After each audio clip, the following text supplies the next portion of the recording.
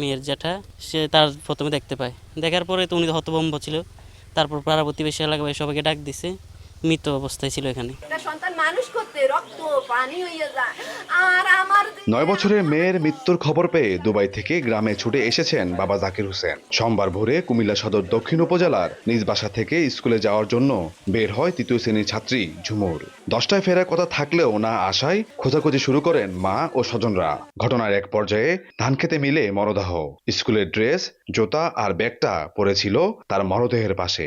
আমার মেয়েরে ওই বাড়ির পাশে ভাতজার এটার নিচে একটা ফসলি জমি আছে, এই ফসলি জমির মধ্যে পাইছে। স্কুল ছুটি হয়েছে, আসতেছে বাড়িতে আসার সময় এটা খেয়াইশ ধরে যে জায়গাটা ঘটনা হয়েছে। শক্ত বিচার চাই, এটার লাজিম মৃত্যুদণ্ড দেখতে চাই আমি। 1, 2, 3 ঢাকায় জমি জিতে নিন 100% ক্যাশব্যাক সহ 20 কোটি টাকার পুরস্কার।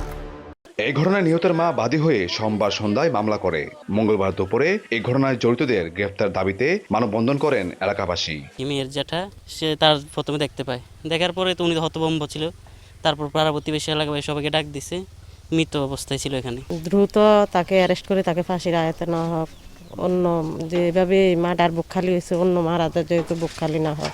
জড়িতদের আইনের আওতায় আনার কথা জানায় পুলিশ। যে ঘাতক যে এই মেয়েটাকে নির্মমভাবে হত্যা করেছে সেই হত্যাকে ধরে আমরা আইনের আদালতে সোপর্দ করতে পারবো। তাজরিন সুলতানা ঝুমুর সোনালী শিশু বিদ্যা নিকেতন কিন্ডারগার্টেন স্কুলের 3য় শ্রেণীর শিক্ষার্থী ছিলেন।